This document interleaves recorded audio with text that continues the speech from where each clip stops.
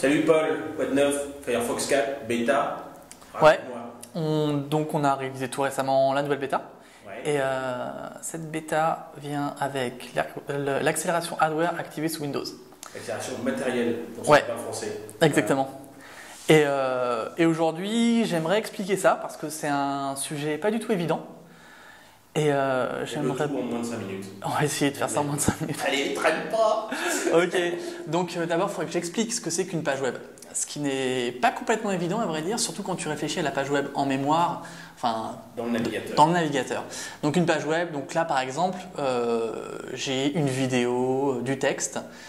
Aussi en bas de ma page, vous pouvez voir un fond fixe, semi-transparent. Donc voilà, ça c'est une page web assez typique. Bon, même si j'ai mis une vidéo HTML5, ça reste assez typique. Et bien, dans Firefox, cette page web-là, elle ressemble plutôt à ça. C'est différent, alors ce qu'on appelle des layers, des couches en mémoire sur lesquelles on va travailler. C'est-à-dire qu'on peut travailler sur une première couche, et puis ensuite une seconde couche, et puis ces éléments, ensuite on va les compiler pour avoir la page web finale, ce que je vous montrerai tout à l'heure. Donc voilà, donc trois ou plusieurs couches, ça dépend du type de données. Donc une vidéo, par exemple, pour transformer l'espace de couleur de la vidéo vers celui RGB classique, ou alors avec un contenu normal en overflow dans un layer, ou alors par exemple un fond fixe, un élément fixe ici. Et tous ces layers à l'intérieur, donc on dessine des choses. Donc on a vu qu'on pouvait dessiner du texte. Aussi ici on dessine une image et donc là une transformation. Ici dans ce cas-là je rajoute une transformation et dessiner du texte ou dessiner des images, appliquer ce genre de transformation, ça peut être accéléré avec le matériel, avec votre carte graphique en fait. Donc d'habitude, disons jusqu'à présent, on se servait du CPU, du processeur principal qui est très généraliste. Et là, en fait, on est en train d'utiliser le processeur de la carte graphique, qui était donc une ressource inutilisée jusqu'à présent. Et on va voir que comme c'est vraiment dédié à accélérer des opérations graphiques, ça fait des merveilles en termes de performance. Voilà, c'est ça, parce que ici le GPU, donc la carte graphique, elle va faire tourner l'image. Ok, c'est bien, mais ce qui est intéressant, c'est que pendant ce temps-là, le CPU, le processeur est libre pour faire autre chose. Ce qui rend la page beaucoup plus smooth.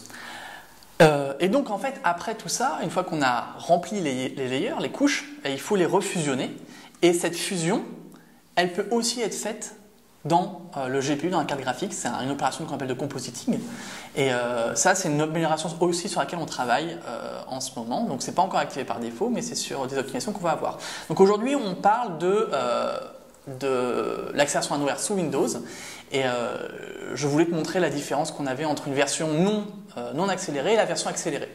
Donc pour ça j'ai écrit un petit bout de code qui fait exactement ce qu'on disait, des transformations sur des images. Donc là tu lances une version de Firefox 4 mais sans l'accélération graphique. Exactement. Et donc là, je vais stresser un petit peu le navigateur avec des opérations de transformation. Et on voit en bas de la page web le nombre de frames par seconde qu'on peut avoir. Donc on voit que c'est assez saccadé, c'est pas très smooth, c'est pas très fluide tout ça. Donc on a 15 frames par seconde en moyenne. Je vais vous montrer la même démo avec Firefox 4 et l'accélération hardware activée. Et là, on va s'apercevoir que c'est beaucoup plus smooth. Alors déjà, on voit que ça n'a effectivement rien à voir en termes de fluidité et de rapidité, puisque là, on est à peu près à 90 images par seconde par rapport à une dizaine tout à l'heure. Voilà.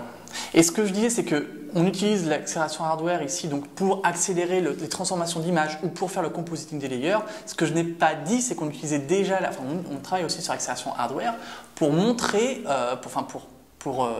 pour faire du rendu 3D pour les opérations du type Canvas 3D, WebGL, ce genre de choses sur lesquelles on travaille. Là, on voit ce cube, cette pyramide sont tous les deux accélérés par le matériel. En fait, les calculs des couleurs, etc., c'est fait dans la carte. Donc c'est l'OpenGL qui est qui est utilisé en JavaScript. Évidemment, tout ça c'est accéléré dans le GPU. Donc voilà. À chaque fois que ça sera possible, qu'on pourra utiliser la carte graphique, ça dépend aussi des drivers, etc. Mais on va le faire, et ça veut dire qu'on peut attendre dans ces cas-là des bons en termes de performance, Très significatif. Donc ça c'est pour Windows, Direct 2D sous Windows. On utilise déjà Xrender sous Linux, donc c'est déjà accéléré sous Linux depuis Firefox 3.6, enfin depuis le début de Firefox. Mais là, dans ce cas spécifique, on utilise Direct 2D et Direct Write sous Windows pour accélérer tout ça. Excellent, merci Paul. Voilà. Vivement la prochaine bêta. Allez, à bientôt. Ciao.